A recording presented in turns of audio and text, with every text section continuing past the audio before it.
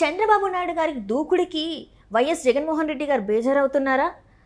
So ఈ అంశాన్ని మనకి వివరించడానికి మనతో పాటు ఉన్నారు TDP official spokesperson Suryadevara Latha garu. నమస్కారం.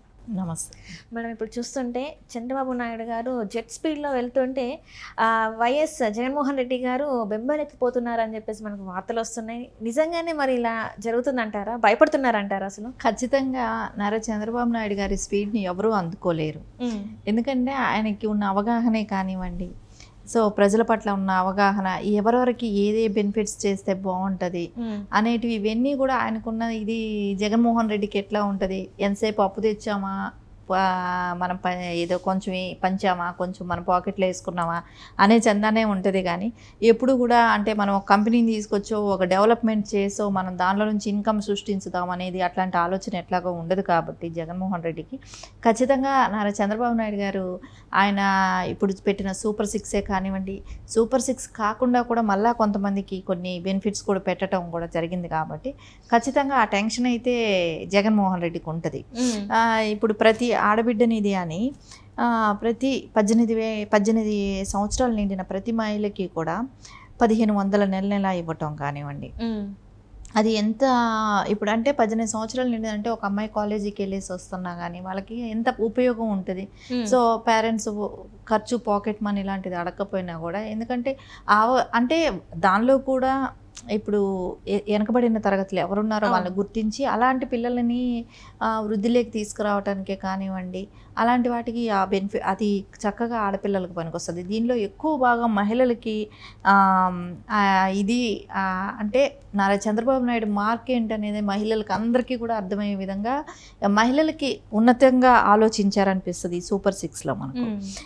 ఇంకోటి ఇది వరకు ఇతనేం చేశాడు, జగన్మోహన్ రెడ్డి అమ్మ ఒడి అని చెప్పేసి నేను ప్రతి బిడ్డకి నేను 15,000 ఇస్తాను అన్నాడు. కానీ ఇవ్వలేదు. 2 పిల్లలున్నా 3 పిల్లలున్నా మీకు ఇస్తాము అన్నాడు. కానీ లేదు. ఇది నారా చంద్రబాబు నాయుడు గారు ఏం చేశారంటే ప్రతి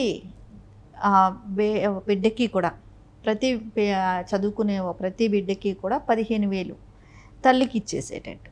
సో అది తల్లికి ఇవ్వటం కూడా ఎలా అనిపిస్తుంది, ప్రతి పిల్లాడికి ఆ డబ్బులు రావటం అనేది ఎంతో అంత ఉపాధి అనేది వాళ్ళకి ఎడ్యుకేషన్కే కానివ్వండి, బుక్స్కి కానివ్వండి, యూనిఫామ్స్కే కానివ్వండి, అంటే ఎంత గవర్నమెంట్ స్కూల్లో చదువుకున్నా కూడా ఖర్చులు అనేటివి ఉంటాయి. మళ్ళీ వాళ్ళు ఏమైనా ప్రైవేట్గా ట్యూషన్స్ పెట్టి చదివించడమే కానివ్వండి, ఇవన్నీ ఉంటాయి. కాబట్టి వాళ్ళకి ఖచ్చితంగా అమౌంట్ కూడా అవసరం. కాబట్టి వాళ్ళకి ఇది ఉంది. ఇంకోటి 3 సిలిండర్లు ఉచితంగా, 3 సిలిండర్లే. సో ఇది ఎంత మంచి పథకం అసలు. కొన్ని విలేజెస్లో వెళ్తే పాపం 1000 రూపాయలు దగ్గరకు వచ్చేస్తున్నాయి. ఏదో ఎలక్షన్ బిఫోర్ కొంచెం తగ్గుతుంది పెరుగుతుంది అన్నట్టు ఉంటుంది, కానీ దగ్గర 1000 రూపాయలకు ఉంది సిలిండరు. 3 సిలిండర్లు అంటే వాళ్ళకి ఎంతో ఉపయోగపడుతుంది. విలేజ్ స్థాయిలో ఉన్న వాళ్ళకి ఖచ్చితంగా కూడా ఈ 3 సిలిండర్లు అనేది చాలా మంచి ఉపయోగం. ఇంకా అది కాకుండా బస్సులో ఉచితం. ఈ పిల్లలకి ఎవరికైనా వెళ్ళాలన్నా, కాలేజీలకి మహిళలు వాళ్ళే పాపం ఎక్కువ భాగం రోజు ట్రావెల్ చేయాల్సింది పిల్లలు ఉంటారు. సో మహిళలకి అది ఖచ్చితంగా పనికొస్తుంది.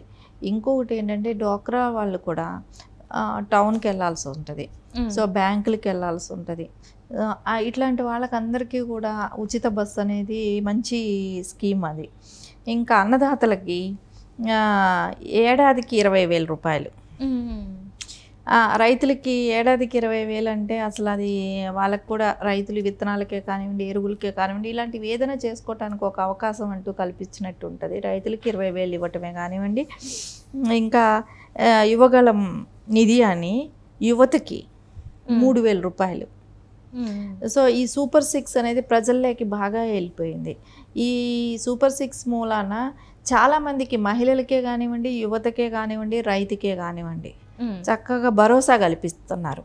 సో ఇంకా కాకుండా నారా చంద్రబాబు నాయుడు గారు పెన్షన్ ఏదైతే తెలుగుదేశం పార్టీలో స్టార్టింగ్లో పెన్షన్ అనేది తీసుకొచ్చింది తెలుగుదేశం పార్టీ. వేరే పార్టీలు ఎవరు కూడా దీని గురించి ఎప్పుడు పట్టించుకోలేదు, పెన్షన్స్ గురించి. అది ఎన్టీఆర్ గారి టైంలో 30 రూపాయల నుంచి స్టార్ట్ అయ్యింది. సో ఆ పెన్షన్ ఈరోజు ఇప్పుడు 3,000 వస్తుంది. సో ఇంకా బాబు గారు వచ్చిన తర్వాత 4,000 అని అన్నారు. సో అప్పుడు అనుకుంటే జూలై నుంచే ఇస్తానంటున్నారు. కాబట్టి 4,000 రూపాయలు అనేది ఖచ్చితంగా ఇస్తారు. ఇంకొకటి వికలాంగులకు పెన్షన్. సో అది కూడా మందకృష్ణ మాదిగ సమక్షంలోనే ఆయన అనౌన్స్ చేయటం కూడా జరిగింది. ఇప్పుడు 4,000 ఇస్తున్నది 6,000 ఇస్తానని అంటున్నారు. సో అది కూడా వికలాంగులకి పాపం 6,000 రావటం అనేది చాలా చాలా మంచి ఇది వాళ్ళకి. ఎందుకంటే పాపం ఏ పని చేసుకోలేరు, అలాంటి వాళ్ళకి ఈ 4,000 కూడా సరిపోదు. సో కొంచెం వాళ్ళకి 6,000 ఇవ్వటం కూడా సబబే. ఇంకా వాళ్ళకి 6,000 ఇవ్వటమే కానివ్వండి, వాలంటరీ వ్యవస్థకు అతను జగన్మోహన్ రెడ్డి 5,000 ఇచ్చేవాళ్ళు, ఇప్పుడు నారా చంద్రబాబు నాయుడు గారు 10,000 ఇస్తానంటున్నారు. సో అది కూడా కాకుండా 10,000 ఇస్తూ దానిలో ఇంజనీరింగ్ చదివిన వాళ్ళు ఇలా ఉంటారు కదా. సో అలాంటి వాళ్ళకందరికీ కూడా కొంచెం ఇంకా బెటర్మెంట్ అంటే రేపు మెగా డిఎస్సి పెట్టిన తర్వాత దానిలో కూడా వాళ్ళకి ఆపర్చునిటీ ఉంటాయి కాబట్టి వాళ్ళు కూడా దానిలో కూడా అప్లై చేసుకునే అవకాశం ఉంటుంది. మెగా డిఎస్సిలో వచ్చినప్పుడు 20 లక్షల ఉద్యోగాలు క్రియేట్ చేస్తానన్నప్పుడు ఖచ్చితంగా దానిలో వాళ్ళకి అవకాశం ఉంటుంది కాబట్టి వాళ్ళకి మంచి జాబ్స్ వచ్చే అవకాశం ఉంటుంది. సో జాబ్ అంటే తక్కువ చదువుకున్న వాళ్ళు ఏమైనా వాలంటీర్లు ఇలాంటి ఉద్యోగం చేసుకున్నా 10,000 రూపాయలు సంపాదించుకునే అవకాశం ఉంటుంది. 5,000 ఏ మూలకి సరిపోదు. సో అందుకని ఖచ్చితంగా నారా చంద్రబాబు నాయుడు గారు పెట్టే స్కీములే కానివ్వండి, ఆయన ఆలోచించే విధానమే కానీ దానికైతే జగన్మోహన్ రెడ్డి హ్యాండ్స్ అప్ అయినట్టు ఉంది. ఆయన ఏమీ చేయలేము, ఇంకా మనం వల్ల కాదు అని ఇప్పుడే డిసైడ్ అయిపోయినట్టే అనిపిస్తుంది. ఎందుకంటే ఆయన వెళ్ళిన నియోజకవర్గాల్లో నుంచి నాయకులే కానివ్వండి వెళ్ళిపోవటమే కానివ్వండి, ఆయన ఎక్కడ పాదం పెడితే ఆ నాయకులు ఆయన ముందే ఆయన ఏ నియోజకవర్గంలో ఉన్నాడో ఆ నియోజకవర్గం నాయకులే కానివ్వండి, జిల్లా నాయకులే కానివ్వండి, పార్టీలు మారటమే కానివ్వండి, ఇవన్నీ చూస్తుంటే మనకు ఖచ్చితంగా జగన్మోహన్ రెడ్డికి అయితే స్టార్ట్ అయిపోయింది, ఓడిపోతున్నాం అనే సంకేతాలు ఆయనకి ఫుల్గా వచ్చినట్టే ఉన్నాయి. అదే ఇప్పటి వరకు చూసుకుంటే జగన్మోహన్ రెడ్డి గారు తన మేనిఫెస్టో అనేది ఇంతవరకు రిలీజ్ చేయలేదు. అంటే ఎందుకు రిలీజ్ చేయలేదు అంటే ఇవన్నీ చూసిన తర్వాత తనకి ఎలాంటి మేనిఫెస్టో ప్రిపేర్ చేయాలో తెలియక అర్థం కాక ఇలాంటివి చేశారంటారా? అంటే ఇంతవరకు రిలీజ్ చేయలేదంటారా? మరి ఆయనకు ఖచ్చితంగా అవగాహన అంటూ ఉండాలి కదా, ఒక పరిపాలన మీద అవగాహన ఉండాలి. సో ఇప్పుడు పెట్టిన వాటికే తీసుకురాలేని పరిస్థితి, అప్పులు తెచ్చుకోవాలి, ఇంతకు మించి పెంచితే దాన్ని ఎలా మనం ఇవ్వగలుగుతాం, ఇవన్నీ అంటే పరిపాలన మీద అవగాహన ఉంటే ఆయన ఏదైనా స్కీములు పెట్టడము ఏదైనా చేయటం అనేది ఉంటుంది. ఆయనకి దేని మీద అవగాహన లేని సీఎం కదా. సో ఆయనకి తెలిస్తే కదా ఏం ఇవ్వగలిగితే, ఇప్పుడు దీనికన్నా పెంచి ఇవ్వాలి, పెంచి చెప్పాలి, చెప్పితే అది చేయగలమా, చేయకపోతే పరిస్థితి. ఎందుకంటే లాస్ట్ టైం చెప్పినట్టువే చేయలేదు కదా.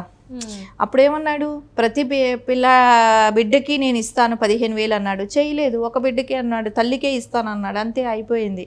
సో ఖచ్చితంగా అయితే ఆయన చెప్పినట్టువి ఎక్కడ ఆచరణలు కాలేదు. 45 సంవత్సరాలకే పెన్షన్ అన్నాడు, ఇవ్వలేదు. ఇవన్నీ కూడా ఆయన చెప్పింది ఎక్కడ కూడా జరగలేదు కదా. సో అందుకనే ఖచ్చితంగా అయితే ఇప్పుడు అనిపిస్తుంటుంది ఆయనకి ఏం మేనిఫెస్టో పెట్టాలి, ఏం చేయాలి, ఎలా ఇవ్వాలనేది అది ఆయనకి అర్థం కాక సో ఇంకా టైం తీసుకున్నట్టు ఉన్నాడేమో. కానీ ఖచ్చితంగా అయితే ఒక టెన్షన్ అంటూ స్టార్ట్ అయిపోయింది, ఓడిపోతున్నాం అనేది. ఎందుకంటే ఆ క్యాడర్లోనూ స్టార్ట్ అయింది, జగన్మోహన్ రెడ్డికి స్టార్ట్ అయ్యింది. ఎందుకంటే వెళ్ళిన చోటంతా ఆ ఫలితాలు చూస్తుంటే నెగిటివ్ ఇది కనపడుతున్నప్పుడు ఖచ్చితంగా ఆయనకి తేడా తెలుస్తుంది.